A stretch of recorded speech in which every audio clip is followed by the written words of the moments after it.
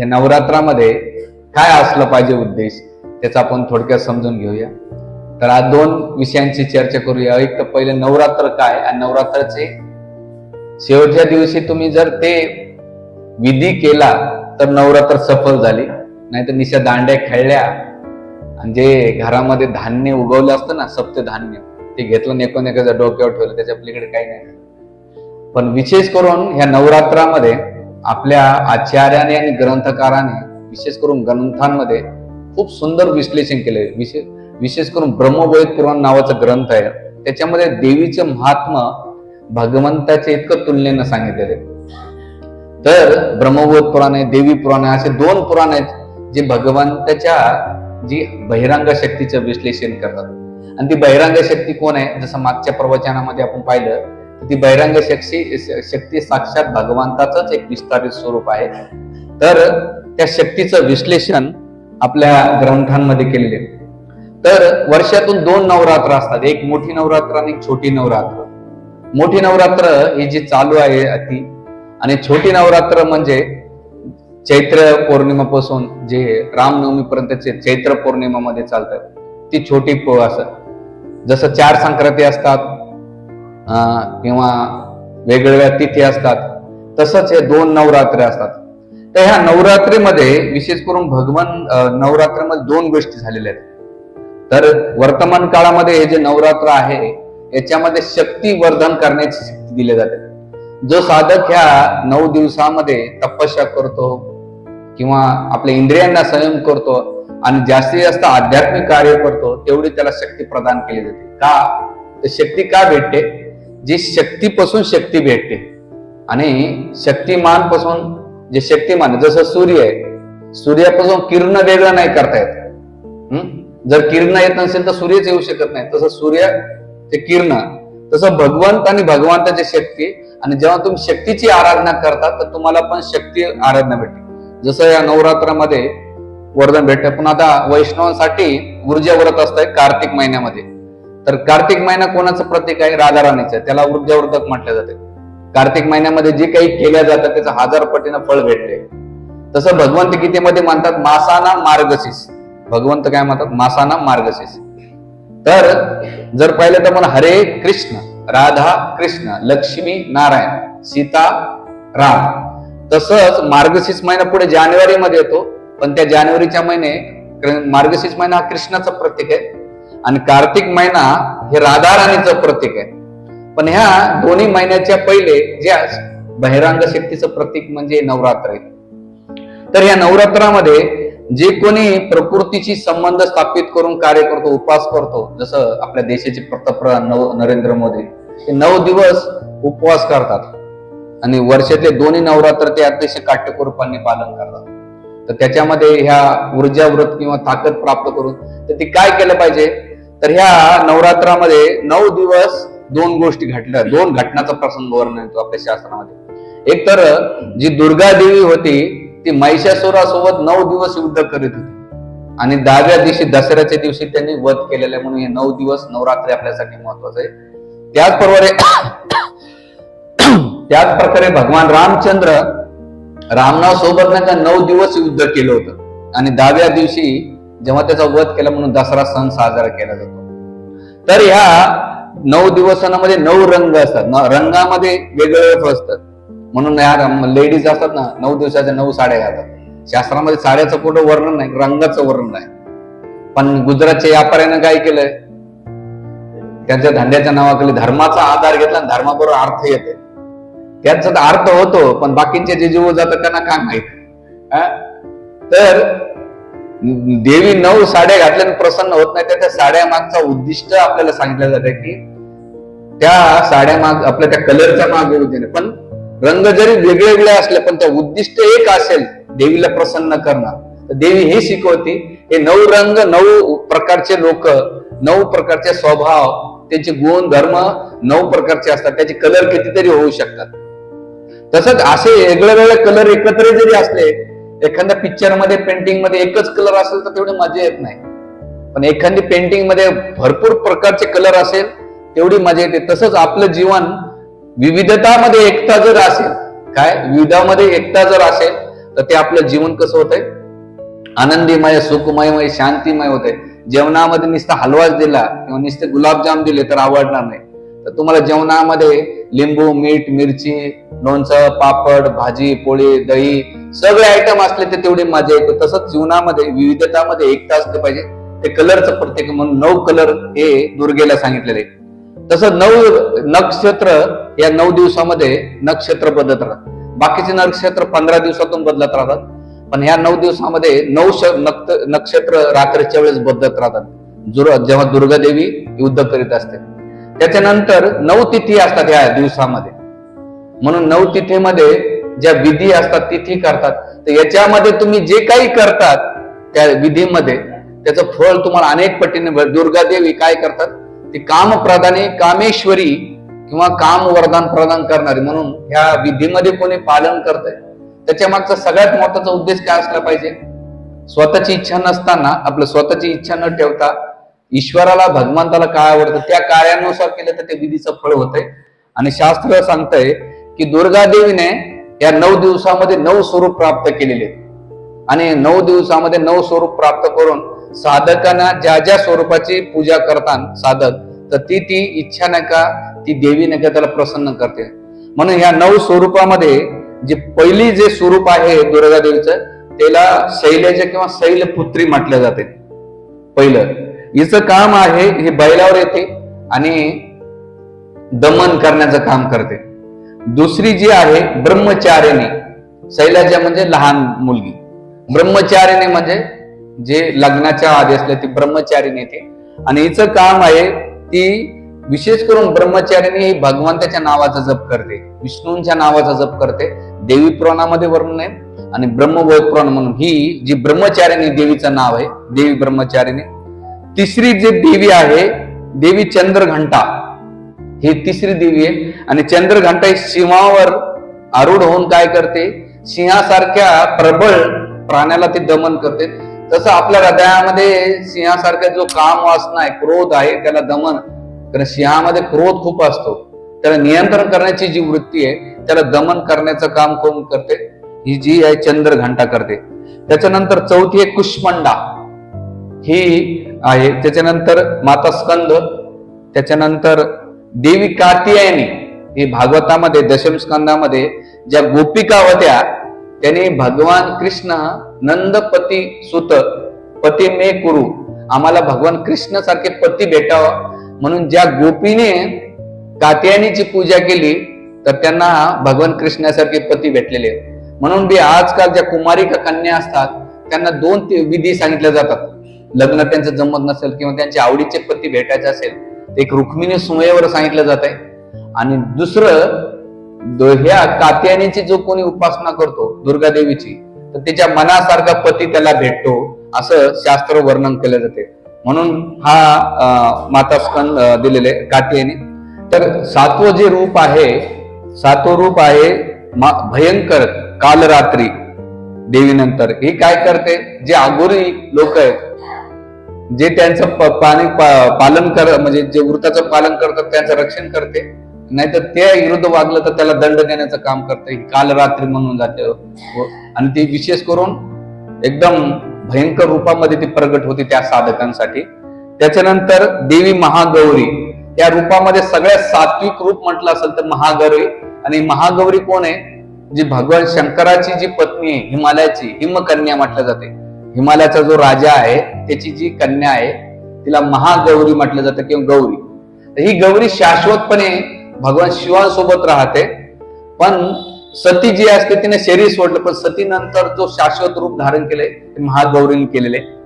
आणि त्याच्यानंतर शेवटी सिद्धधात्री. सिद्धधात्री म्हणजे ज्या पहिल्या 8 देवींची जर उपासना प्राप्त जर चांगली केली तर शेवटची देवी काय करते, तुमची जी सिद्ध आहे, साधना आहे, त्याची सिद्धीचं फल देण्याचं काम सिद्धधात्री देते. 2 सिद्ध्या देते, एक तर भौतिक लोक त्यांना ज्या गोष्टी पाहिजे त्याचं देते, आणि दुसरं ज्यांना परम सत्य किंवा भगवंत पाहिजे असेल, जो प्रामाणिकपणे पालन करतो, तर त्याला नक्की सिद्धधात्री करते. कशी करते तर असं आचार्य ब्रह्मवैवर्त पुराण मध्ये वेदव्यासजी म्हणतात की या 9 दिवसामध्ये 9 विधीचं पालन जर केलं याच्यामध्ये तर ती सिद्धधात्री नावाची देवी त्याला नाही का ते फळ उचित प्राप्त करते. कोणते? नवविधा. जसं आपल्या नवविधा भक्तीमध्ये प्रल्हाद महाराज सांगले, श्रवणम कीर्तनम विष्णू स्मरणम पाद सेवनम अर्चनम वंदनम दास्यम साख्यम आत्मनिवेदनम. हे नवविधा भक्तीचं वर्णन केलेलं आहे.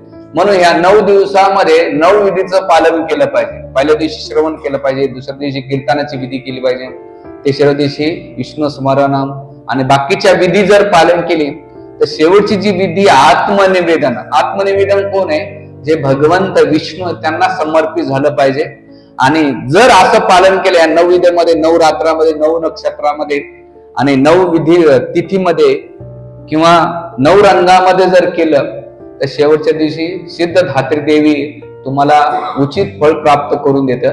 आणि याचं उदाहरण की आपल्या शास्त्रामध्ये दिलेले की जसं आचार्य सांगता सुंदर, चंडी ऐकलं असं मागं मी उदाहरण पण दिलं होतं. चंडी हा खूप श्रीमंत व्यक्ती होता बंगालमध्ये. ही काही जास्त वर्षापूर्वीची घटना आहे, प्रपात पण त्यांच्या प्रवचनामध्ये वर्णन करतात.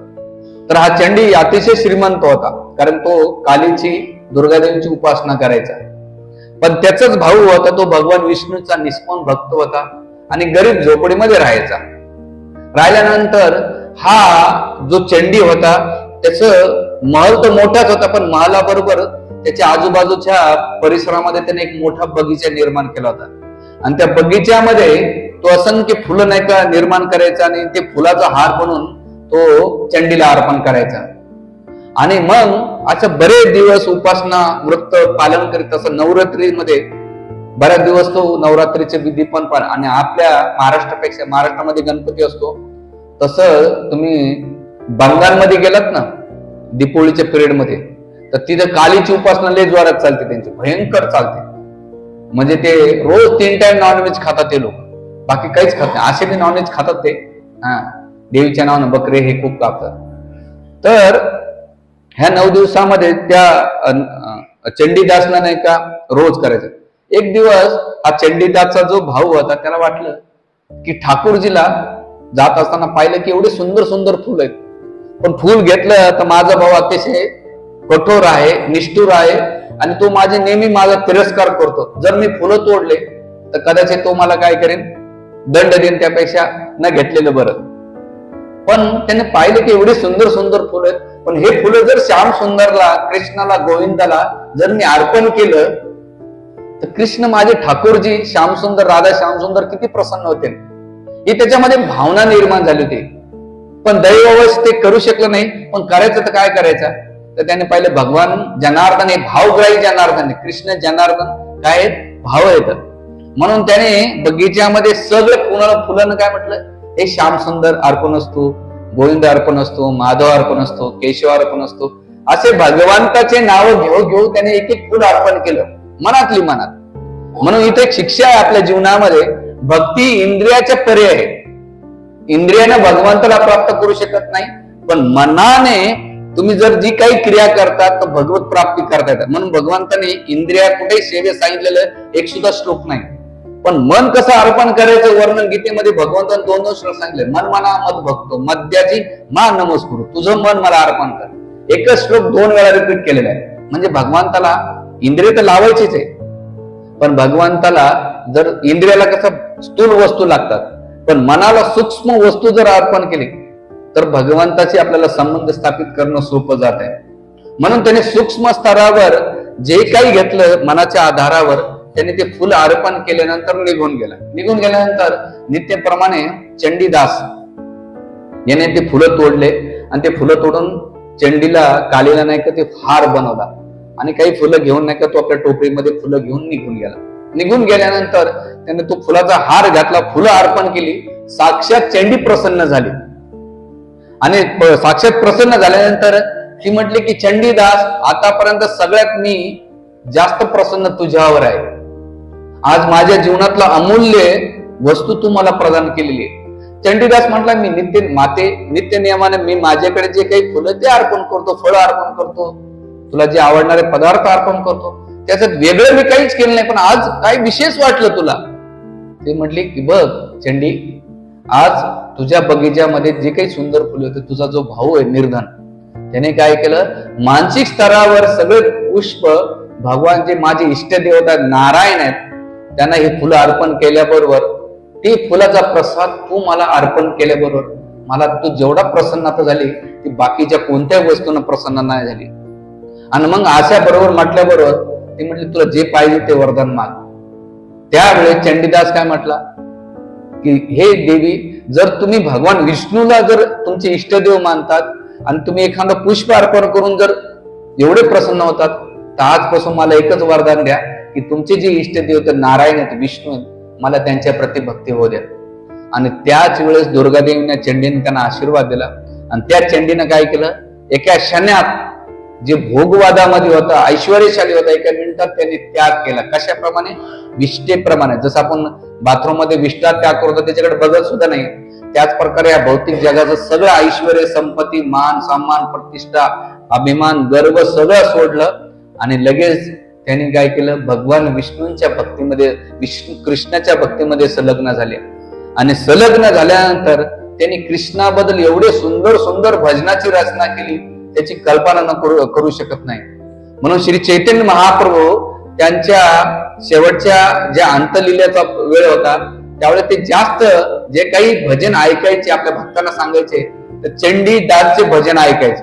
म्हणून आज बी तुम्ही जगन्नाथपुरीला गेलात ना, तर जगन्नाथपुरीला सकाळी किंवा संध्याकाळी चंडीदासचे स्पेशल भजन म्हटल्या जातात. माहिती आहे? चंडीदासचे भजन भगवंत झोपताना चंडीदासचे भजन ऐकतात, उठताना पण चंडीदासचे भजन ऐकतात. आणि राधा कृष्णाबद्दल त्यांचं एवढं गोड प्रेम होते की ते म्हणतात की जगात मी कृष्णाला सोडून नको त्या गोष्टीच्या मागे लागलेलो आहे. आणि ते एक उदाहरण देतात, जिवंत मुर्दे. जे भगवान कृष्णाची भक्ती करत नाहीत ते कसे आहेत? जिवंत असून मृत आहेत. जिवंत असून मृत आहेत. कारण की कृष्णाविनू जगामध्ये दुसरं धन कोणतंच नाही. तर असे चंडीदास जे कालीचे उपासक होते, पण भगवान कृष्णाच्या भक्तीमुळं थोडस पुष्प अर्पण केलं तर ते महान भगवंताचे भक्त म्हणले. एक उदाहरण दिले जाते. आणि श्री चैतन्य महाप्रभूने विरह भावामध्ये शेवटी ते भजन ऐकून आपल्या भगवत धामात निघून गेले, असं वर्णन दिलेलं आहे. म्हणून इथे भगवंताच्या देवी पुराणामध्ये सांगितलेलं आहे की नवरात्र जर त्याची सिद्धी प्राप्त करायची असेल तर विधी कसा केला पाहिजे, तर त्याचा विधी सांगितला जाते. ब्रह्माजीला इंद्राने प्रश्न विचारलेला आहे की नवरात्रामध्ये जो कोणी विधी करतो आणि ह्या नवविधामध्ये ह्या नवदेवीचं जर उपासना नाही करता आली, त्यांना प्रसन्न नाही करता आलं, तर काय करायचं? तर ब्रह्माजी म्हणतात की हे इंद्र, जो कोणी कुमारिका 9 कन्या असतात, बालिका असतात, त्यांची जर पूजा पाठ करतात कोणी, कशी करायची? इंद्रानं प्रश्न विचारलाय. तर ते म्हणतात की पहिले या कन्यांना बोलवा, आल्यानंतर त्यांच्या पाद प्रक्षालन करा, म्हणजे त्यांचे पाय धुवा. बालिका म्हणजे ज्या 8 ते 9 वर्षाच्या आतील, त्यांचं काय करायचं? पाद प्रक्षालन करायचं. त्यांचा पहिले आदर सत्कार करायचा, म्हणजे आल्यानंतर त्यांचं वेलकम करायचं, स्वागत करायचं. स्वागत केल्यानंतर त्यांना एका खुर्चीवर बसून त्यांचे पाय धुवायचे. धुतल्यानंतर रुमालाने ते पुसायचे आणि मग त्याच्यावर हळदी कुंकवाचं स्वास्तिक किंवा त्याची पूजा करायची, अक्षता टाकायच्या. त्यानंतर त्यांना सुग्रस तुपामधलं भोजन अर्पण करायचं. भोजन केल्यानंतर त्यांना विशेष करून उपहार दिल्या पाहिजे. उपहार, भेट, दान, दक्षिणा देऊन त्यांची विधिवत पूजा केली पाहिजे. आणि त्यांना प्रार्थना केली पाहिजे की हे 9 कन्यानो, तुम्ही 9 देवींचं स्वरूप आहे आणि त्या 9 देवीचं स्वरूप म्हणून नाही का त्यांची सेवा केली, साधना केली, तर तुम्हाला ते फळ भेटेल. आणि विशेष करून त्यांचा आशीर्वाद घ्यायचा. असं नाही समजायचं लहान कन्या आणि मी कसं पाया पडू, नाही. तर त्यांना साष्टांग दंडोत करायचं विधी ब्रह्माजी कोणाला सांगतात? इंद्राला सांगतात. आणि मग असं जर 9 दिवसाच्या 9 कन्यांचं जर केलं तर तुम्हाला नवरात्रीचं फळ प्राप्त होते. ना की दांड्या खेळल्या, धांगड दिंडा खेळल्या. आता रात्री आम्ही आमच्या मंदिराच्या बाजूला गणपती मंदिर आहे, तिथे पहिले 15 मिनिटं इमानदारीने देवीचे गाणे चालतात. पुढचे गाणे विचारूच नका, पुढचे गाणे विचारूच नका तुम्ही. आम्ही काय करतो, लवकर झोपणारे असतात जे 3 वाज ते कानात एअरप्लग घालतात आणि इकून ह्या गुस्यावर तर तिकडं तर 10, 10:30 पर्यंत. नंतर त्यांच्या संगीतमय खुर्ची चालते त्या दांड्यानंतर. तर असं देवी प्रसन्न होत नाही. आपले सण काय झालं, आपल्या इंद्रिय तृप्तीसाठी सारखे जे आहे त्यानुसार आपण करतो म्हणून गडबड होती. पण देवीला काय आवडतंय ते विधी मी सांगितले, म्हणून ह्या 9 दिवसात केलं पाहिजे असं विधान आपल्याला दिलेलं आहे. म्हणून पहिला जो आहे नवरात्र अशा प्रकारे साजरी केली पाहिजे. दुसरं आजचा विषय जो आहे दसरा. आता येणाऱ्या मंगळवारी दसरा आहे. तो दसरा कसा साजरा केला पाहिजे, तर दसऱ्याचं वर्णन दसऱ्याच्या दिवशी का केलं जातं, तर त्याचे 3 प्रसंग येतात आपल्या ग्रंथांमध्ये. पहिलं वर्णन आहे ते दुर्गा देवीचं आपण वर्णन केलेलंच आहे. दुसरं वर्णन आहे की पांडवाने जे अज्ञातवासात म्हणजे 12 वर्षे वनवास आणि 1 वर्ष अज्ञातवासामध्ये निघून दसऱ्याच्या दिवशी जे आपटेचे पान आहेत, आपट्याच्या वृक्षावर त्यांनी काय केले होते, शस्त्रास्त्र ठेवले होते. आणि ते शस्त्रास्त्र काढून अर्जुनाने कोणाचे युद्ध केलं होतं, विराट राजाच्या आपलं राज्यामध्ये जे कौरव, भीष्म, द्रोणाचार्य, कृपाचार्य आणि हजारो सैन्य घेऊन, कारण भीष्मदेवाला दुर्योधनाने प्रश्न विचारला होता की पितामा, मी एवढे गुप्तचर पाठवले होते पण एक सुद्धा गुप्तचर सांगत नाही की पांडव कुठे. पण मला माहिती आहे की तुम्हाला माहित असेल की पांडव कुठे असतील. त्यावेळेस भीष्मदेव म्हणतात की ज्या राज्यामध्ये धन, ऐश्वर्य, संपत्ती, सुख, समृद्धी, सगळी प्रजा आनंदी, समाधानी, शांती आहे, धर्माचे जे पालन करणार आहेत त्या ठिकाणी समजायचे पांडवांचा निवास आहे. त्यावेळेस मग दुर्योधनाने प्रश्न विचारला, असं कसं काय तुम्ही ओळखू शकतात. तर भीष्मदेव उदाहरण देतात, ज्याप्रमाणे प्रकाश ज्या ठिकाणी अग्नी पेटला जातो तर अग्नी पेटल्यावर त्याचा प्रकाश, त्याच्या ज्वाळा पण दिसतात, तसंच जे धर्माचं पालन करणारे त्या धर्माचा प्रभाव सगळीकडे ज्या लोक आहेत त्याचा प्रभाव दुसऱ्याला जाणतो. पण जे अधर्मी असतात त्या अधर्मामुळे दुसऱ्याच्या आजूबाजूला सुद्धा अधर्म पसरलेला असतो. म्हणून धर्म जर कुठे ओळखायचा असेल, धर्माची परिचय करायचा असेल, अशा राजाचा शोध केला. त्यावेळी शकुनी मामा म्हणतो की धर्माची सगळ्यात भरभराटी होती ती विराट राज्यामध्ये. आणि मग आपण काय करायचं, ही चांडाळ चौकडी कोणती, दुर्योधन, दुःशासन, शकुनी मामा आणि कर्ण, हे 4, म्हणून त्याचं तेव्हापासून नाव पडलं चांडाळ चौकडी. आणि एवढे पुणेकला मोटिवेट करायचे, एखादा डिस्करेज झाला ना तर 2 तयारच असायचे असत ना. म्हणजे एखादा सत्संगाला तयार असेल, एखादी चांडाळ तुम्ही जाऊ दे दांड्या पाळतो, सत्संग तर नेहमीच आहे. म्हणजे एखादी चांडाळ चौकडी काय करते, गडबड करून टाकते. तर अशी चांडाळ चौकडी ही होती. आणि मग त्यावेळेस ह्या सगळ्यांना आक्रमण कोणावर केलं, विराट राजा केलं.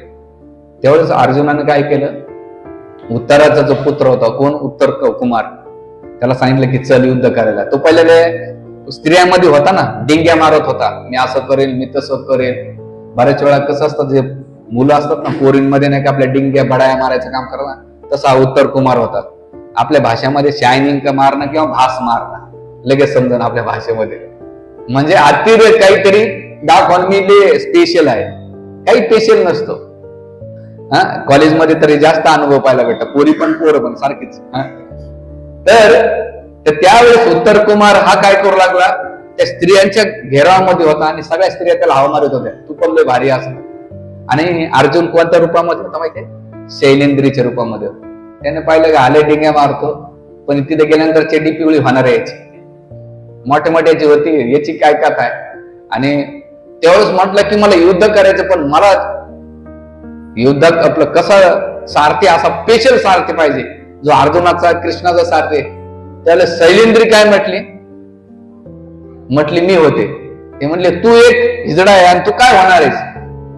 त्यावेळेस ब्रहणला, कोण, द्रुपदी, ती म्हणते की यांना अर्जुनाचा रथ हाकलेला आहे, यांना असं केलं. त्यावेळेस उत्तर कुमार म्हणला ठीक आहे, हरकत नाही. आणि जेव्हा उत्तर कुमाराला घेऊन अर्जुन नाही का रथ हाकत होता, आणि जशी सैना पाहिली उत्तर कुमारने, तसं सिट्टी पिट्टी गोल आणि जीवाचं पाणी पण लटलट झालं याचं. तो अर्जुनाला म्हणता शैलेंद्री, जसं तू जेवढं स्पीड आलं तेवढं स्पीडनं चक्कर मार, इथं थांबायचं नाही. अर्जुन म्हणतो जो क्षेत्रीय असतो ना, एकदा उतरला ना 2च मार्गाने जातो तो, एक तर विजय होऊन नाही ते डेड बॉडी. आणि आता तुला मी सोडणार नाही. पण अर्जुन रथात आपलं उत्तर कुमार डिंग्या मारणार, तुम्हाला लय डिंग्या मारत होता ना, आता काय तुम्हाला भाऊ श्री सलामत पगडी पाच्यास जान पाय तर बहुत काहीतरी करू. आणि रथातून पळायला लागला तो अर्जुनाने काय केलं माहितीये का, जसं उतरले आणि त्याच्या मागे लागले, त्यावेळेस भीष्मदेवानं ओळखलं की कोणी साधारण नाही, याचं चाल चलन आणि सगळे लक्षण अर्जुनाचे, आणि द्रोणाचार्याकडे लक्ष वर्णन केलं. आणि एक कोड लँग्वेज मध्ये महाभारतामध्ये 7 श्लोक आहेत अर्जुनाबद्दल कोड लँग्वेज मध्ये, आणि हे दोघं डिस्कशन करीत होते. दुर्योधनाला काहीच माहित नाही, कोणाला शकुनी कर्णाला कोणा माहित, पण या द्रोणाचार्य आणि कृपाचार्यांना कळलं की हा कोणी साधारण शेत नाही, हा अर्जुन आहे आणि आपल्याला पराजित केल्याशिवाय सोडणार नाही. आणि मग त्यावेळेस उत्तर कुमारला म्हटलं तू रथ हाक, मी काय करेल. आणि मग काय केलं तर रथ हाक त्याने पलटला आणि जे शमिक वृक्ष आहे त्याच्यावरले सगळे अस्त्र शस्त्र काढले, आणि शस्त्र अस्त्र काढल्यानंतर जा सांगितलं ते काढल्यानंतर बघितलं ते एवढे दिव्य अस्त्र पाहिल्यानंतर, गांडीव धनुष्य पाहिल्यानंतर सांगितलं की मी अर्जुन आहे, घाबरू नको, मी यांना पराजित करेन आणि तू रथ हाकायचं काम कर. आणि काही विनीन एकट्या अर्जुनाने सगळ्यांना पराजित केलं, आणि केल्यानंतर एक अस्त्र सोडलं, कोणतं वस्त्रहरण अस्त्र. म्हणजे जे राजे महाराजे त्यांच्या अंगावरला पल्लू जो असतो ना तो जर काढून नेला तर त्याची इज्जत गेल्यासारखी. आणि मग एक संमोहित अस्त्र सोडला, आणि संमोहित अस्त्र करून सोडल्यानंतर त्याच्यामध्ये सगळे जण शांत झाल्यानंतर उत्तर कुमारला सांगितलं जेवढे जेवढे महारथी आहेत ना पाडलेले त्यांचे वस्त्र घेऊन ये. उत्तर कुमार म्हटलं अजिबात नाही, माझा जीव एखादा उठला आणि उचलून आदळ करायचं का, मी काय जाणार, तुम्हाला जाय, मी आहे ना, कशाला ते बिचारा लटकत थरथर कापत जाऊन सगळ्यांचे वस्त्र जमा केले. आणि आल्यानंतर जो विजय प्राप्त केला तो आज या दसऱ्याच्या दिवशी साजरा केले. म्हणून आपण एकूण एकाला सोन्याचं पान वाटत, पण लोक भामटेले येतात. एखादी मनी द्या म्हटलं तर देणार नाही, पण फुकटचे माने घ्या ना, सोनं घ्या, सोनं घ्या. पण त्याच्या मागचं सोनं नाहीये, त्याच्या मागचा उद्देश असा आहे की आपल्या सोन्यासारखे संबंध राहावा, त्याचा मागचा तो उद्देश आहे. पानं देऊन काय फरक पडतो. आमच्याकडे एक जण लय भामटा होता, बायको नेहमी भांडायचं माझ्यासाठी तुम्ही काहीच करत नाही, काहीच करत नाही. आपट्याचं पानं आणले, मला घे सोनं, सोनं आज तुला जे करायचे ते कर, मंगळसूत्र कर, नेकलेस कर, काय कर. ती म्हणली उचलून घेतलं डोक्याच्या नवऱ्याच्या पतीत फेकून मारलं. तर सांगायचा मुद्दा असा आहे की त्या दिवशी आपले सोने. आणि म्हणून ह्या शमिक ऋषी आणखीन एक आमच्या मराठवाड्यामध्ये तुम्ही एक झाड असतं ते काटेरी, काय काय असतं ते शमिक, आपट्या आणि शमिक हे दोन असतात ते काटेरी. आणि तिसरं धान्य, धान्य याच्यासाठी देतात की तुमच्या जीवनात धान्याची भरभराट व्हावी. म्हणून दसऱ्याच्या दिवशी दुर्गा देवीचे 3 प्रतीकाचं उपासना केली जाते दसऱ्या दिवशी विशेष करून. एक शस्त्रपूजन, शस्त्रपूजन कोणाचं प्रतीक आहे, दुर्गा देवीचं प्रतीक आहे. जे वही पुस्तके सरस्वतीचं पूजन केले जाते. आणि तिसरं लक्ष्मी, धान्य जे असतं ना उगवलेलं, ज्याच्या घरात धान्य, आता मी मंदिरात पाहिलं तर ते टोकरी ठेवलं, टोकरी खाली ठेवायला पाहिजे, धान्य नाही उघडलं. ते धान्य जेवढं वाढेल त्याचा आपल्या जीवनात प्रगती होती. ते ऐश्वर्याचं, संपत्तीचं प्रतीक आहे.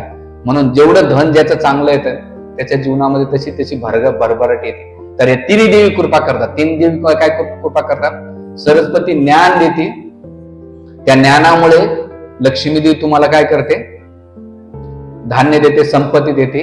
आणि दुर्गा देवी जर त्याचं रक्षण करण्याचं काम होतं. म्हणून हे 3 दसऱ्याच्या दिवशी या 3 लोकांची उपासना केली जाते. कोणती, दुर्गा देवी, सरस्वती आणि लक्ष्मी, ह्या 3ची उपासना सांगितलेली.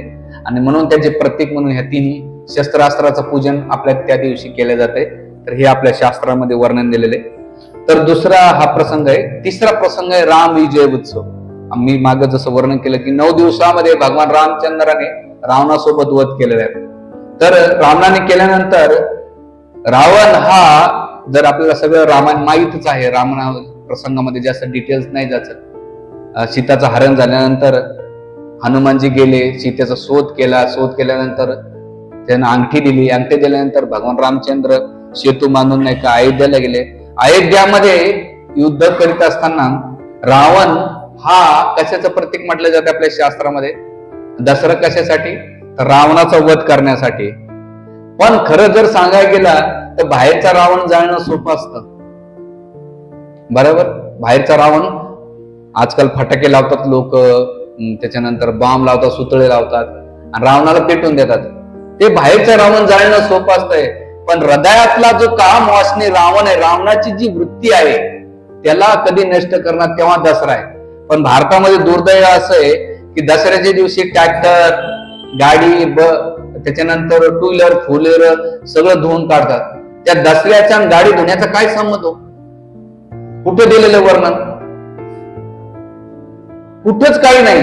म्हणजे शास्त्राचं काय मत आहे, ते उत्सवाचं मागचं काय उद्देश आहे? लोक ट्रॅक्टर धुण्यामध्ये, गाडी बैल धुण्यामध्ये किंवा टू व्हीलर फोर व्हीलर धुण्यामध्येच गेले आणि त्यांना 2 फुलाचे हार लावले की झाला सण, डोंबलं झालं. तुला काय कळलं कोंबडं?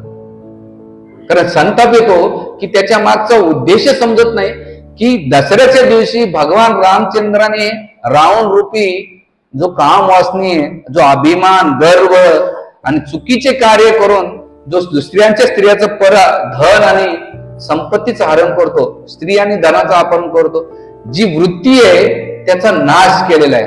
म्हणून आमचे एक वरिष्ठ म्हणतात, रावण मेलाय, शरीरानं रावण मेलेला आहे पण वृत्तीनं रावण आज पण आहे. काय? रावण मेलेला आहे, शरीरानं तर मेलंय पण त्याच्या वृत्तीनं आज पण आहे. जसं ब्रिटिश गेले, पण ब्रिटिश त्यांच्या विचाराने आणि त्यांच्या एज्युकेशन सिस्टमने आणि त्यांच्या जीवनशैलीने आज पण लोकांच्या जीवनामध्ये ब्रिटिशांचा प्रभाव आहे. कसं? चहा आपला नव्हता, ब्रेड आपलं नव्हतं, कपडे आपलं नव्हतं, खाणं पिणं आपलं नव्हतं. म्हणजे 80% आपण जी लाईफस्टाईल, एज्युकेशन फॉलो करतो, जीवनशैली फॉलो करतो, म्हणजे ब्रिटिश गेले पण त्यांची वृत्ती, बॉडी चेंज झाली. बॉडी कोणती? इंडियन बॉडी, पण वृत्ती कोण आहे? ब्रिटिश आहे. रावण मेला, पण रावण मेल्यानंतर ती जी वृत्ती आहे कोणत्या 2 गोष्टीचे, धन, संपत्ती, मान, अभिमान, गर्व, त्याच्यावर विजय प्राप्त करणं म्हणून दसरा सण साजरा केला जातो. म्हणून विशेष करून या दसऱ्याच्या दिवशी काय केलं पाहिजे तर महत्वाचं की जसं भौतिक संसारामध्ये ह्या काम वासनेवर, इंद्रिय भोगाची जी लालसा आहे किंवा अटॅचमेंट आहे त्याच्यावर विजय प्राप्त केला पाहिजे. म्हणून जसं शारीरिक रोग झाला त्याला एक औषध असतं, ते औषध घेतलं तर शरीराचा रोग बरा होतो. तसंच कामाचा जो रोग आहे, आपल्या इच्छा, वासनाचा, आकांक्षाचा, अभिमानाचा रोग आहे, त्याला जर विजय प्राप्त करायचा असेल तर भगवान रामचंद्राचे जे चरित्र आहे किंवा त्यांचे रूप, भगवान रामचंद्राच्या चरित्रामध्ये 2 गोष्टी पाहायला भेटतात. एक तर महानता आणि दुसरी मधुरता. महानता म्हणजे भगवान रामचंद्र ऐश्वर्य दाखवतात, पण ऐश्वर्याबरोबर ते काय करतात? आपली मधुरता म्हणजे येणाऱ्या प्रत्येक भक्ताशी, जो कोणताही भक्त असेल, एवढं माकड जरी असेल, त्याच्याशी आपले मधुर संबंध स्थापित केलेले आहेत. म्हणून भगवान रामचंद्राचं जे चरित्र आहे ते आपलं आदर्श म्हटलं जातं. म्हणून भगवान रामचंद्राच्या चरित्रामध्ये 2 गोष्टी, कोणत्या? महानता आणि मधुरता. तर हे चरित्र का बरं श्रवण करायचं? अति पावन मधुर. कारण हृदयामध्ये जी तृष्णा आहे, भूक आहे, कशाची? 2 गोष्टीची. एक तर कशाची? इंद्रिय भोगाची तृष्णा आहे. किती जरी, आता उन्हाळ्याच्या दिवसामध्ये किती जरी पाणी पिलं तर ताण भागत नाही, आणखीन वाटते पाणी प्यावं 10 लिटर 20 लिटर, पण ताण भागत नाही. तसं हृदयाची जी भावना आहे, किती इंद्रिय भोग केला, माणसाचं शरीर थकत आहे पण इंद्रिय भोगाची भावना थकत नाही, डोळ्यानं पाहणे. म्हणून हे लोक बघा, पिक्चरला जाणे किंवा या नको त्या ठिकाणी जाऊन बघतात का? पिक्चर मध्ये, फिल्म इंडस्ट्रीमध्ये इंटरेस्ट का दाखवतात लोक माहिती का? कारण शारीरिक गोष्टी, शारीरिक रूपपर्यंत ते करता येणार नाही, पण दुसऱ्याचा इंद्रिय भोग पाहून त्याच्यामध्ये संतुष्टी प्राप्त करणं ही इंद्रिय भोगच आहे. माझं शरीर थकलंय पण माझं मन थकलं नाहीये, पण दुसऱ्याचे इंद्रिय भोग पाहून मी माझ्या इंद्रियांना संतुष्ट करण्याचं. म्हणून माणसाची इंद्रिय, जसं मी नेहमी, आम्ही 2007, 8, 10 नाही का इंदिरानगर मध्ये खूप पुस्तक वितरण करायचो आणि तिथे सगळे ज्येष्ठ नागरिक बसलेले असायचे. आता ते शिवाजी चौक, आता तर ट्रॉफिक आहे, पण त्यावेळेस त्या वट्ट्यावर बसायचे, कोपऱ्यावर. कोणाला गीतं घेतले म्हणून कोणाला वेळ नाही. दुसरं आम्ही जॉगिंग ट्रॅकला गेले, जॉगिंग ट्रॅकला आम्ही पुस्तक दाखवायचे ना, त्यांचं अजिबात लक्ष नसायचं. त्या रस्त्यानं कोण ट्रॅकिंग करतंय, कोण लेडीज येते, कोण जेंट्स जातात, त्यांच्याकडे पाहत राहणं. इकून असं तिथपर्यंत, तिकून येणार असं पाहत राहते. आपलं वय थकलंय, आपण काय बघतोय, काय विचार करतो. आणि लिटरली मी खोटं नाही बोलणार, मी जानकीनाथ प्रो, रामसुख प्रो, सप्तऋषी प्रो आम्ही जात होतो. एक दिवस असे 3-4 बसले होते आणि मी पुस्तक करीत असताना ते काय म्हणलं, हो महाराज आम्हाला वेळ नाही, इथं कुठे पुस्तक. तुम्ही गीता रस्त्यावर आणली. आणि मग आम्ही गेल्यानंतर एक म्हटलं, आजकाल जोशी मॅडम दिसत नाही वॉकिंगला. बघा, मी गीता दाखवतोय आणि त्याचं वय 60-70 वर्ष आहे आणि ते म्हणतात जोशी मॅडम आजकाल दिसत नाही. मी पाहिलं त्याच्याकडे, त्याला काही फरक पडला नाही. म्हणजे सांगायचं मुहूर्त काय, रावण मेलाय, पण जी वृत्ती आहे ना हृदयातले काम वाचण्याची, भोगाची, ती नाही गेले. म्हणून इथे इंद्रिय भोगाची, म्हणून रामकथा, कृष्ण कथा हे काय करतात, रामकथा हे सुख, समाधान, शांती आणि जी इंद्रिय तृप्तीची भावना आहे ना ती नष्ट करण्याचं काम करतो. म्हणून दसरा जर साजरा करायचा असेल, राम विजय उत्सव साजरा करायचा असेल तर आपल्याला काय करावं लागेल, राम विजय उत्सवामध्ये अधर्मावर धर्माचा विजय प्राप्त केला पाहिजे. जी अधर्म पालन करतो त्याला आपण धर्माचे तत्व पालन केले पाहिजे. जे दुर्गुण आहेत आपल्या जीवनामध्ये, दसऱ्याच्या दिवशी दुर्गुण नाही का, ट्रॅक्टरचे, बैलाचे, गाडी, बैल, घर धुण्यापैकी त्याचा धूळ निघेल, पण हृदयामधले जे दुर्गुण आहे ना त्याच्या सद्गुणाचा विजय असला पाहिजे. त्याच्यानंतर जो अन्याय होतो परिवारामध्ये, समाजामध्ये, त्याच्या न्याय प्राप्त केला पाहिजे. हा दसरा उत्सव आहे. त्याच्यानंतर पापावर पुण्य केलं पाहिजे. त्याच्यावर काम वासनेवर काय केलं पाहिजे, शुद्ध प्रेम केलं पाहिजे. काम वासनेच्या पलीकडे शुद्ध प्रेम आहे, जे स्वार्थहीन असलं पाहिजे, कशाची अपेक्षा न ठेवता ते प्रेम केलं पाहिजे. आणि अंधारावर प्रकाशाचा विजय असला पाहिजे आणि अज्ञानावर ज्ञानाचा विजय असला पाहिजे. यालाच राम विजय उत्सव म्हटलं जाते. कारण हे सगळे दुर्गुण हे रावणाचे प्रतीक आहे आणि जेवढे चांगले सद्गुण आहे ते विजयाचं, राम विजयाचं प्रतीक आहे. म्हणून इथे रामायण आपल्या जीवनाला शिकवलं जातं की जर विजय उत्सव साजरा करायचा असेल तर आपल्याला ह्या गोष्टीवर दसऱ्याच्या दिवशी या गोष्टीचं आत्मचिंतन केलं पाहिजे की नाही, मी माझ्या जीवनामध्ये, माझ्या हृदयामध्ये काम आहे का राम आहे. ज्या ठिकाणी राम असेल त्या ठिकाणी काम नसेल आणि ज्या ठिकाणी काम असेल त्या ठिकाणी राम नसेल. म्हणून आपल्या जीवनामध्ये सगळ्यात जास्त कोणती गोष्टी, आपली वृत्ती, आपले इंद्रिय कुठे आकर्षित होतात, त्यावेळेस समजायचं माझ्या हृदयामध्ये कोणाचा निवास आहे. जर ह्या गोष्टी येत असेल, पाप करण्याची वृत्ती येत असेल, दुर्गुण येत असेल, अन्याय करण्याची भावना येत असेल, काम वासना, अंधार, अज्ञान येत असेल तर समजायचं आपल्या हृदयामध्ये जो रावण आहे त्याला आपण काय करतो, चांगलं फूड देण्याचं काम करतोय. पण ह्या गोष्टीपासून हळूहळू आपण करीत असेल, कमी कमी करीत असेल तर समजायचं आपल्या हृदयामध्ये भगवान रामचंद्राचं प्रागट्य होत आहे. आणि रामचंद्र ज्या ठिकाणी असतात त्या ठिकाणी कोणतेही इच्छा आकांक्षा नसतात, केवळ भगवंताचा प्रसन्नासाठी कार्य असतात हृदयामध्ये. म्हणून इथे मग ते कसं होणार, रामचंद्र कसे येतात, ती काही वस्तू घ्यायची का आणि हृदयामध्ये टाकायची का नाही, तर ती दोन गोष्टीने येऊ शकतात. भगवान रामचंद्राला श्रवण करणे आणि त्यांच्या नावाचा जप करणे. हरे कृष्णा कृष्णा कृष्णा हरे हरे, हरे राम राम राम हरे हरे. तर हे रामचंद्र. आणि जेव्हा आपण रामाला स्वीकार करू तर तेव्हा आपल्याला भगवंत भेटतील. पण आपले काय झाले, रामभूमी, इथे आमचे वरिष्ठ ब्रह्मचारी गोविंदप्रभू सांगतात की नाशिक भूमी अतिशय भयंकर आहे. एका ब्रह्मचार्याने विचारलं का बरं, की प्रभूजी तुम्ही असं का म्हणतात.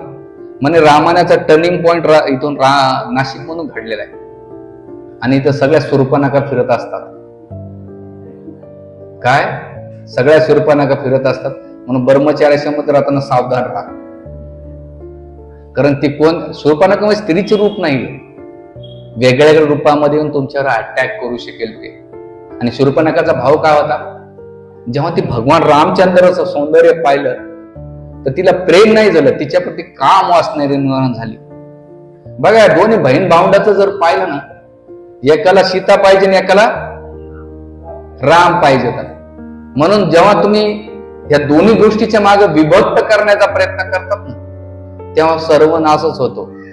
म्हणून रावण जेव्हा शूर्पणखा आली, ती काही इमानदार नव्हती, ऑनेस्टी नव्हती अजिबात, आणि चॅस्टिटी तर अजिबात नव्हती. जेव्हा मोहित झाल्यानंतर भगवान रामचंद्र काय म्हटले, बघ मी लग्न केले आणि तुला हिची दासी होण्यापेक्षा माझा भाऊ कोण आहे बिना लग्नाचा, त्याच्यासोबत तू काय कर, लग्न कर. निघाली बोंबलत. गेल्यानंतर तू काय म्हणतो, लक्ष्मणजी काय म्हणतात, मी कोणाचा सेवक आहे, रामाचा आहे, आणि याच्यापेक्षा माझं सेवक म्हणून मी सेवक आणि तुला सेवक आहे, याच्यापेक्षा तू काय कर, रामाचे सेवक निघाली पुन्हा. आणि सगळ्या रामायणामध्ये तुम्ही जर डीप अभ्यास केला ना, भगवान रामचंद्र ह्याच प्रसंगामध्ये असले, बाकी कुठंच हसले नाही. लय गंभीर, धीर गंभीर. सगळ्यात म्हणजे रामायणामध्ये जर दिसले भगवंत स्मित हास्य शब्द वापरले. महर्षी वाल्मिकी काय करतात, जेव्हा मी आज वाचवत होतो रामायण, तर सगळ्या रामायण स्मित हास्य भगवंतांनी काय केलं. भगवंत बोलतो की जीवाची अशीच अवस्था आहे, कधी इंद्रिय भोग इकडे जातो, माझ्याकडे भक्ती करतो, भक्ती करत असताना इंद्रिय भोग दिसला की बोंबला तिकडे जातो, तिकडून येतो. ते शूरपणा कसं असेल की वृत्ती आपली, आणि मग भगवंत आपल्यावर असतात. म्हणून आपल्या समोर दोन चॉईस आहेत, एक तर राम आहेत, नाही तर दुसरा इंद्रिय भोग. तुम्ही जीवनामध्ये कोणाला चॉईस करतात हे तुमच्यावर डिपेंड आहे. जे भगवत भक्तीला चॉईस करतात त्यांना भगवंत भेटतील, आणि ज्यांना भौतिक संपदा, ऐश्वर्य, मान सन्मान, प्रतिष्ठा किंवा इंद्रिय तृप्ती पाहिजे असेल ते भेटणार आहे. आणि मग करीत असताना तिनं पाहिलं की माझं फुटबॉल सारखं जीवन होत चाललेलं आहे, काय करावं लागेल. यांच्यामध्ये मेन बिंदू कोण आहे, सीता आहे. तर मी काय करेन, सीतेचा घरा घोटते. आणि ती लक्ष्मणाला रामचंद्र दूर करून सीतेला जसं झपाटते, जी शक्ती आहे तिच्यावर ती प्रभावित करण्याचा प्रयत्न करते. त्यावेळेस भगवंत म्हणतात सापाशी आणि राक्षसाशी कधी चेष्टा करू नये. आणि जेव्हा चेष्टा करायला जातात तर सर्वनाश होतो. आमचे एक ब्रह्मचारी होते निगडीला, नंतर ते ब्रह्मग्रस्त झाले. ते कोबरा सापाशी खेळायची त्यांना जास्त सवय होती. आश्रम मध्ये कुठे सापडले की तेच पहिले पकडायचे. आणि असाच कोबरा त्याला खेळायला गेले, मस्ती करायला, चावले. 15 दिवसामध्ये ICU मध्ये होते. 80-90% डॉक्टरना सांगितलेलं आहे हे वाचणारच नाही. पण भक्तांनी एवढ्या प्रार्थना केल्या, एवढ्या हे केल्या, वरिष्ठ ब्रह्मचारी पहिले सांगायचे. तेव्हापासून अति कॉन्फिडन्स असतो ना, अति आत्मविश्वास एक घातक ठरतो बरं. आणि त्या बाबतीत ते झालं. आणि झाल्यानंतर ते वाचले कृष्णचरण प्रभू. वाचल्यानंतर भगवंताने त्यांना सेकंड चान्स दिला. कोणता चान्स दिला, सेकंड चान्स दिला. म्हणून राक्षस आणि सापाशी कधीच चेष्टा नाही करायची. राक्षस म्हणजे आज राक्षस नाही, पण तशा वृत्तीचे लोक असतात. त्यांच्याबरोबर लापल, भाऊ तुला नमस्कार, मी तुझ्या रस्त्याला जात नाही, तू माझ्या रस्त्याला येऊ नको. तर हे करीत असताना भगवंत काय म्हटले, लक्ष्मणा खेळू नको, हिच्या 2 गोष्टी तू काय कर, हिला दंड कर. स्त्री वध करण्यासारखी नाही, तिला दंड दिला पाहिजे. काय दंड दिला पाहिजे, तो तू काय कर, याचे नाक आणि कान काप. का बरं सांगितलं नाक आणि कान, तर एक आहे की जे नाक आहे सुगंध ती घेण्याची वृत्ती, आणि कान म्हणजे ऐकण्याचे. हे 2 गोष्टी कट कर. तर आचार्य याच सांगतात की नाक आहे ते गंध, म्हणजे गंधामुळं नाक हे चुकीचं गंध मनामध्ये करते, आणि त्याच्यामध्ये त्या गंधामुळं इंद्रियांच्या प्रती आकर्षण वाढते. म्हणून आजकाल जे परफ्यूम मारतात ना, बघा तुम्ही TV ऍडव्हर्टाईज मध्ये काय जात होतं, ते एखादा मुलगा परफ्यूम मारतो, सगळ्या पोरी त्याला अट्रॅक्ट होतात. असं किती वेळा झालं, बघितलं ना तुम्ही ऍडव्हर्टाईज. तो कॉलेजमध्ये जातो, त्याला कोणीच बघत नाही, आणि डॅन्ड्रॉफ आपल्या कोणता तरी, मला माहित नाही परफ्यूम कोणते असतात, कारण ते परफ्यूमचा वास घेतला की मला दिवसाच्या 10-12 उलट्या होऊन जातात. तर परफ्यूम मारल्यानंतर सगळ्या पोरी अट्रॅक्ट होतात. म्हणून पोरं काय करतात, परफ्यूम मारतात. म्हणून शास्त्रामध्ये सांगितलेलं आहे की जे भक्ती मार्गावर असतात ना, त्यांनी कधीच परफ्यूम लावू नये, कारण त्याच्यामध्ये इंद्रियांना उत्तेजित करण्यासाठी असते. म्हणून नाकाचं कट केलेले. आणि दुसरं कान आहे चुकीचं ऐकणं, आणि चुकीचं ऐकून चुकीचे कार्य करण्यासाठी जाते. म्हणून त्यासाठी लक्ष्मणाने काय सांगितलं, या 2 गोष्टी कट कर. याचं मागं शास्त्र खूप डीप मध्ये दिलेले. आणि दुसरं ही शूर्पणखाचा केल्यानंतर ती शूर्पणखा जाऊन काय करते, कान, ती जाऊन काय करते, रावणाला जाऊन सांगते, ते सीतेच्या ती चुकीचं केलेलं काही सांगत नाही. ती काय सांगते की मी सीता एवढी सुंदर आहे, आणि सीतेच्या सौंदर्याचं वर्णन काय करते, ती रावणापुढे बखान करते. रावण एवढा कामी, बरोबर, अतिशय इंद्रिय भोगाच्या लालसा असलेला रावण, आणि जेव्हा तो सीतेचं वर्णन ऐकतो तेव्हा त्याचा सर्वनाश झालेला आहे. कान एकच आहे, सीतेचंच गुणगान आहे, पण जो सीतेबद्दल ऐकतो त्याच्यामध्ये शुद्ध प्रेम प्राप्त होत आहे. पण ज्याचं हृदय दूषित असेल त्याचे इंद्रिय उत्तेजित होतात. तसंच भावना रावणामध्ये झाली. आणि झाल्यानंतर तो रावण मारीचला म्हणतो काय करायचं, मला सीता पाहिजे. त्यावेळेला मारीच काय म्हणतो, तुझा कोण शत्रू आहे की तो हितचिंतकाच्या रूपामध्ये तुझा सर्वनाश करू इच्छितो. ते म्हण काही नाही, मला कोणी आलते साम दाम दंड भेद कोण्या अवस्थेमध्ये मला काय पाहिजे, सीता पाहिजे.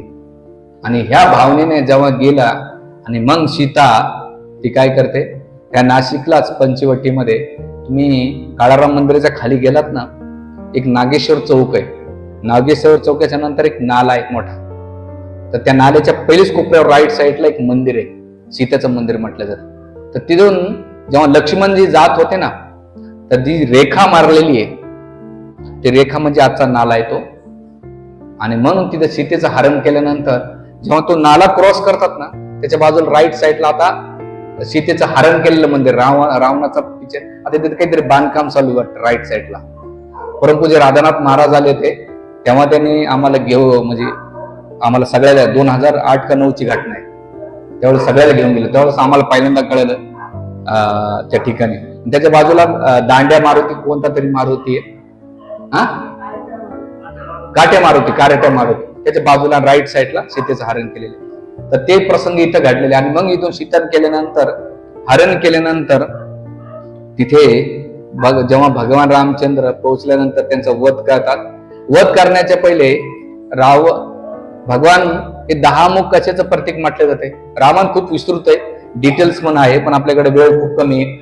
तर हे रावण 10 टोक्याचं प्रतीक आहे. म्हणून आज दसऱ्याचा सण आहे, आपण दसरा साजरा करतो. तर याच्यामध्ये जी रावणाचे 10 डोके आपल्यामध्ये वरती येत असेल, भगवान रामचंद्र प्रत्येक वेळा बाण मारायचे.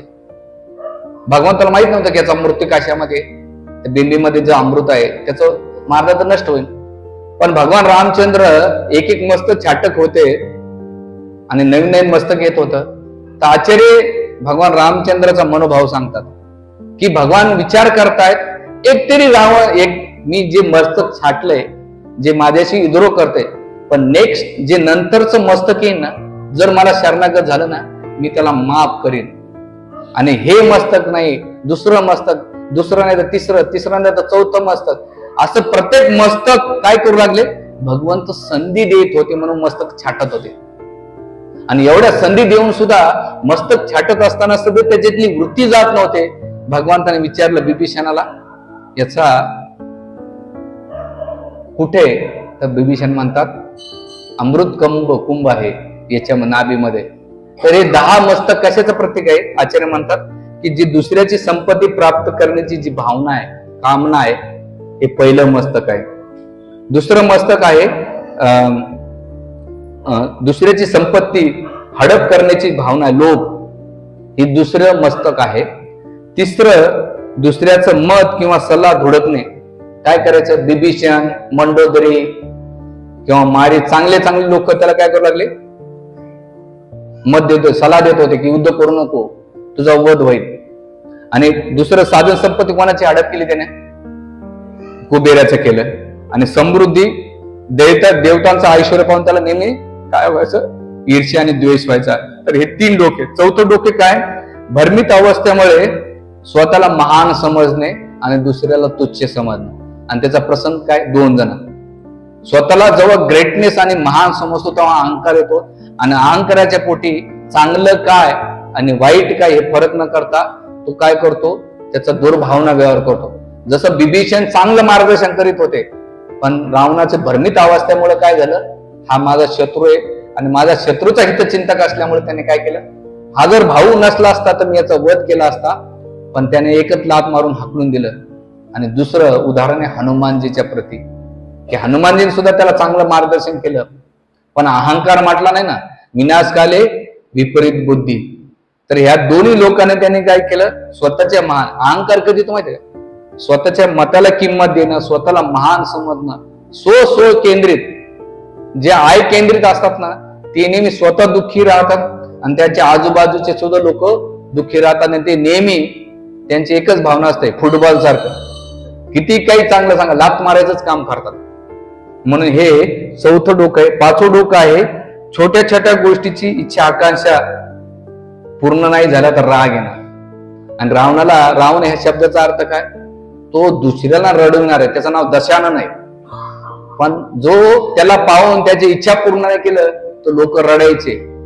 ज्या स्त्रिया गर्भवती असायच्या त्याचा गर्भपात व्हायचा, एवढं भयंकर असायचं आणि एवढा राग येत होता म्हणून हा रावण शब्द वापरलेला आहे. त्याच्यानंतर दुसऱ्याच्या कार्यक्षमता पाहून होणारी ईर्ष्या, द्वेष किंवा दुसऱ्याचं नुकसान होणाऱ्या आनंदामध्ये रावण काय करायचा, दुसऱ्यांच्या देवलोक, नागकन्या, ऋषिकन्या सगळ्यांचं हरण करायचा आणि त्याचा नाच धुसामध्ये आनंद घ्यायचा, ही रावणाचं डोकं होतं. त्याच्यानंतर नीतिमूल्याचे गळा चिरणे, जे नीतिमूल्य तत्व आहे, धर्म काय अधर्म काय न समजता त्या तत्वाचं काय करत होतं, रावणाने एक शिडी केली होती. कोणती शिडी?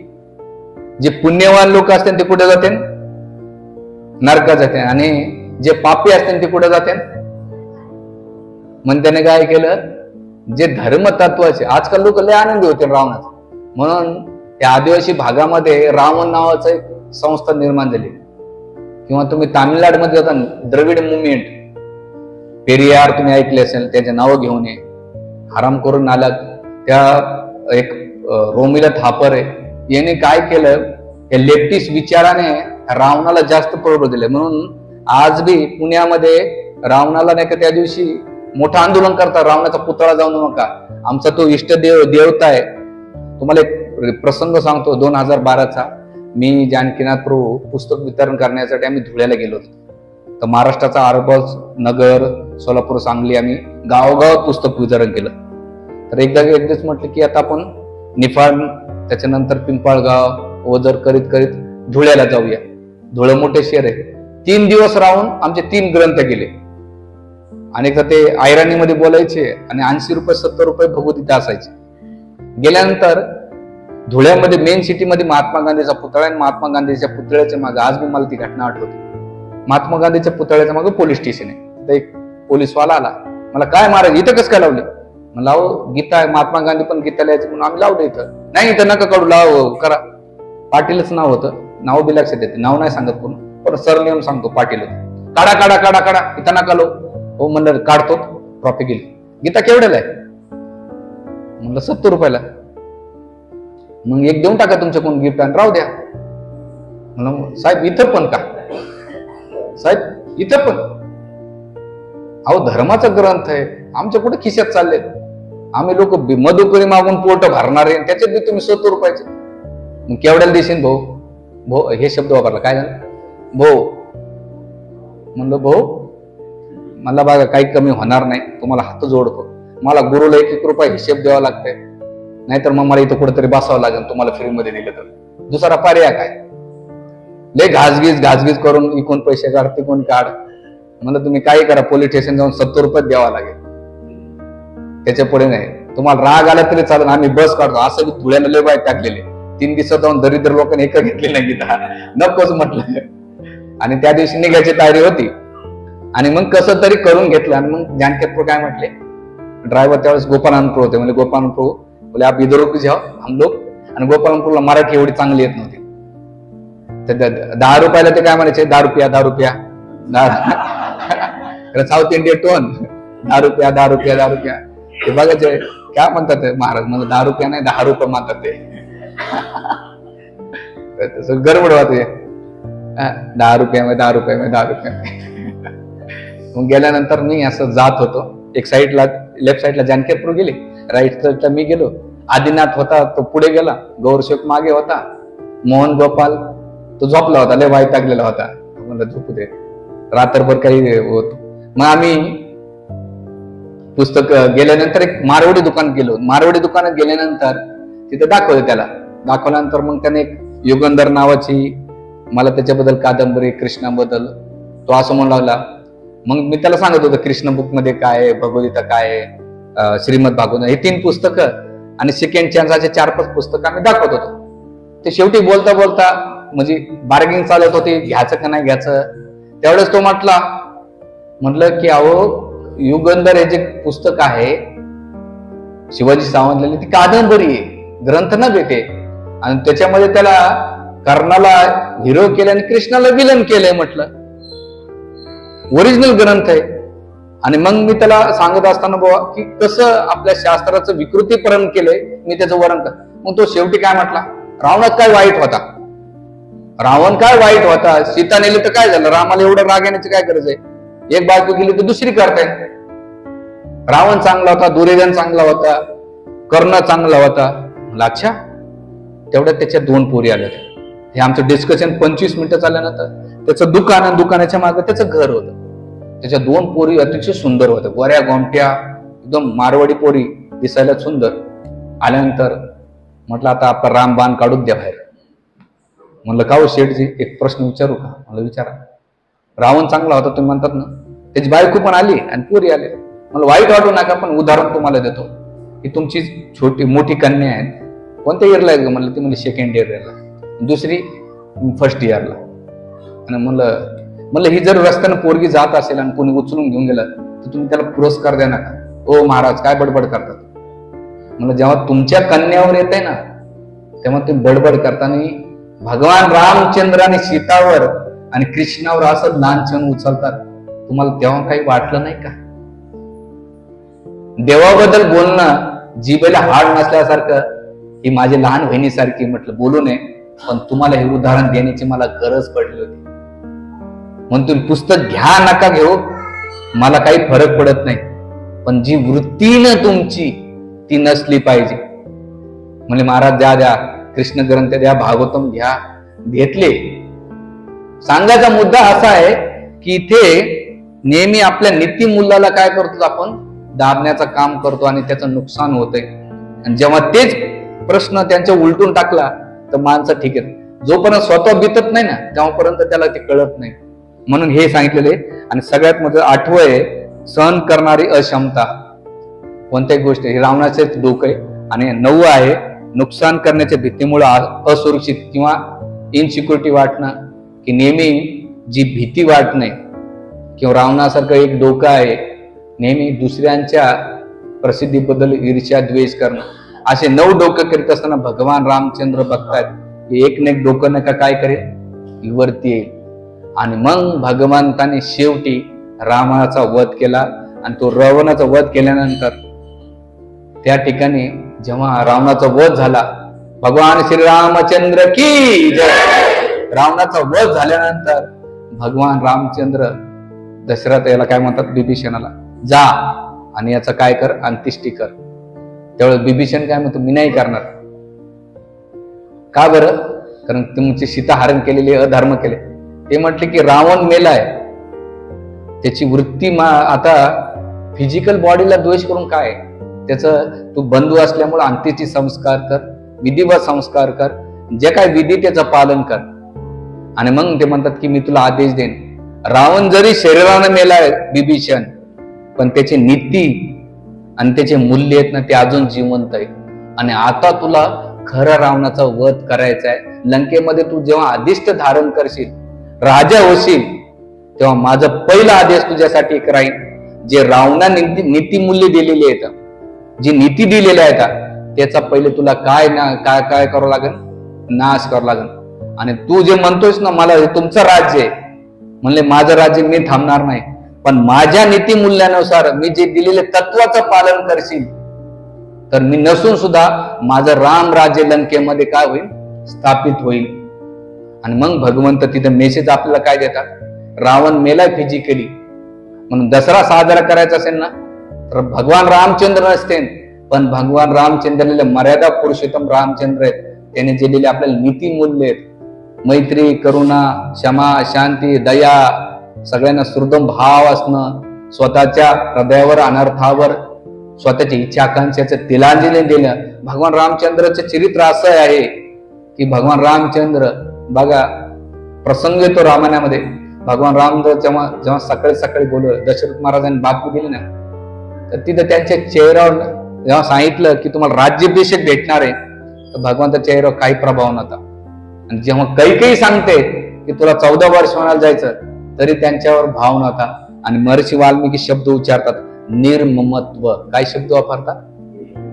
म्हणजे दोन्ही गोष्टीमध्ये विचार करा. तुम्हाला उद्या नगरसेवक पद भेटणार आहे, सगळ्या गाव डिंबा या गलीमध्ये अनाउन्समेंट केली, आणि उद्या सकाळी सांगितले की तुम्हाला चेतनानगर सोडून कुठे जायचं, कामठवाड्यामध्ये जायचं, तुमचा काय भाव असणार आहे?